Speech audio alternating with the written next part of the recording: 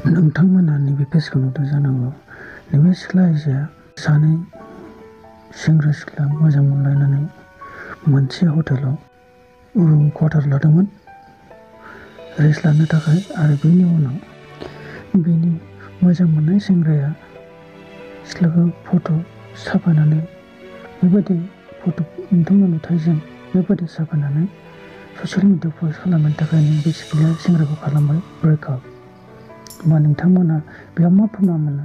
बे ब्रेकआपनि जाहोनावनो सिख्लानि फोरमानथि मिथियो जे बे सेंग्राजों बे नंखाय मोजां मोनदोंमोन। होमबालाय मानि थाखायथो बियो ब्रेकआप लागोन आरो फट' साफायनायनि दायाव माया गोरोन्थि जागोन?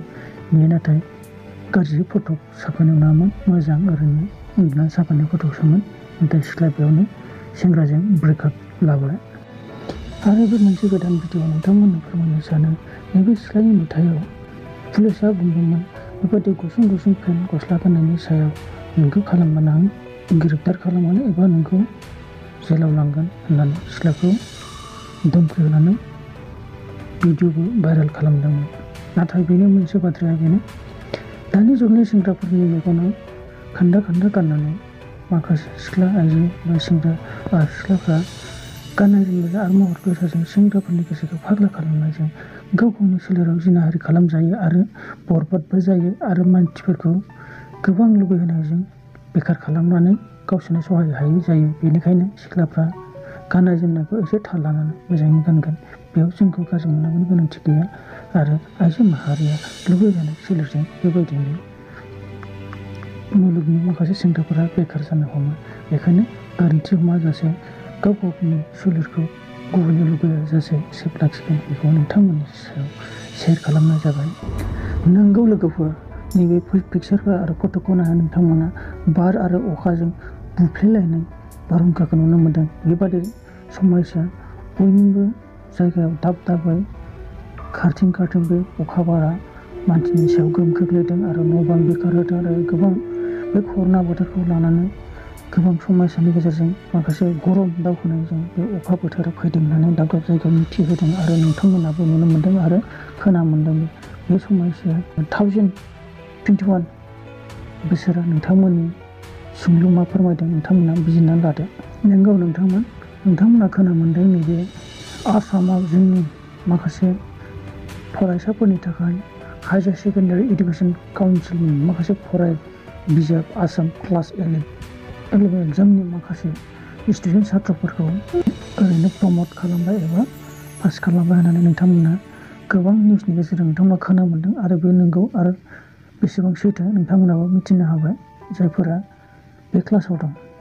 आरो लोगोसे बेनि उनाव खोनानो मोननाय बादिबा सुनि लियननि हौवानि मोनसे भिडिअ फैगासिनो दं आरो बे भिडिअनि गेजेरजों गोबां रंजानाय आरो गोबां इन्जय आरो इन्टारेस्ट दिन्थिनायखौ नोंथांमोननि गेजेराव दिन्थिगोन होननानै मोनसे सावथुननि गेजेरजों फोसावनाय ससियेल मिडियानि गेजेराव बांग्रिफैदों नोंथांमोन। आं बे भिडिअ बानायनाय समाव लोगोफोर बे नुथाय गेजेरजों मबाइल नङाबा लेपटप जिरायना नोंथांमोना सेरो आरो नोंथांमोना आरो गोबां जिरायनाय आरो मावनाय गैयैजों दलर ओरैनो सेरनायजों आरो मेलेमजों आरो मेगन इउज खालामनायनि गेजेराव नोंथांनि गेजेराव 2 घन्टा नङाबा आरो 13 घन्टानि गेजेराव जुदि न'आवनो खामानि मावनो जिरायनाय खामानि मावनानै थायोब्ला नोंथांनि देहायाव मोनसे बेमारा फैगोन नङाबा आरो लोरबांथि देहा नङाबा आरो नोंथांनि गोबां प्रब्लेमा सोमजिगोन होननानै नैबे दिनै दारै माखासे मिथिमोना नोंथांमोना बेयाव फोरमायना होनाय जाबाय आरो नोंथांमोना बेखौ नोंथांमोनानो फोरमान खालामनाय हिसाबै आरो नांगौ बायदियै नोंथांमोना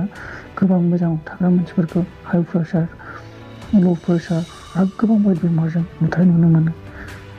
आराम जिरायनानै थानाय मानसिफोरखौ मोदोम सानाय सिनस्रि सानाय आरो गोबां मानसिनि सोलेराव बेमार आजारा फैनानै नोंथांमोना मिथिखायो। बेनिखायनो बे भिडिअनि गेजेरजों नोंथांमोननो फोरमायलांनो सानो फुंनि समाव जायफ्रा गावनि मोदोम सोलेरखौ फ्रेस खालामनो थाखाय नोंथांमोना फुं समाव नोंथांमोना खारनाय बारनाय आरो प्रेक्टिस ब्याम खालामबा नोंथांमोननि देहा आरो सोलेरा गोग्गो आरो गोग्गो थागोन होननानै नोंथांमोना आं फोरमायना होबाय। आरो बे भिडिअनि गेजेरजों आरो नेक्स्ट लोगोफोर मोनसे वेबसाइट ससियेल वार्कार आरो गोबां ससियेल मिडियानि गेजेराव गोबां एप लायै आरो एपनि गेजेराव गोबां एडभार्टाइज फैयो आरो लिंक डिसक्रिपसन बेफोरबायदि गोबां फेक नटिफिकेसन आरो नोंथांमोननि ससियेल वार्कार फैसा खामायना जानायफोरनि सायाव बैफोर हेकारनि थाखाय नोंथांमोना जानला मोनला लिङो बेखौ येस बेखौ थु होना नोंथांमोननि गेजेराव गोबां नटिफिकेसन लिरना फरायनानै नोंथांखौ वाट्सएप खालामना नोंथांनि माखासे डिटेलखौ हेक खालामनो हागौ। बेनिखायनो नोंथांनो मिथिहोनाय जायो जे गोबां ससियेल मिडियानि गेजेराव मानसिफ्रा खामानि फैदों, दंफालां फैदों, सोरबा फेक फैदों, सोरबा अरिजिनेल फैदों, सोरबा नकलि फैदों। बेखौ नोंथाङा सिनायनानै ससियेलनि खामानिखौ मोजाङै मावगोन आरो मिथिगोन आरो सानफ्रो हरफ्रो बारायगोन। बेखौ नोंथांनि गेजेराव मिथिहोनाय जाबाय आरो बेबायदिनो सोलिबाय थादों आंनि मिथिनाय बायदि लोगो। येस बे मोनसे driving licence India union driving licence Jharkhand स्टेटनिफ्राय बेखौ ससियेल मिडियायाव भाइरेल खालामनाय जादों आरो बेनि गेजेरजों नोंथांमोनखौ मिथिहोनाय जादों।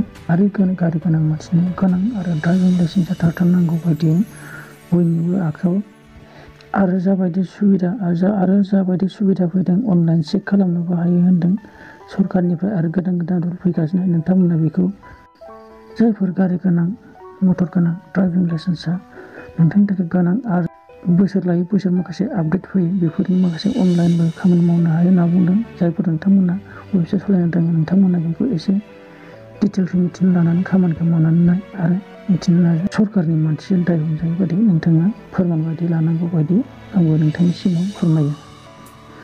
औ लोगोफोर, नैबे मोनसे भेक्सिन लानाय कर'नानि माखासे सोंलु ससियेल मिडियायाव भाइरेल जादों आरो गोबां सोंनाय फैदों।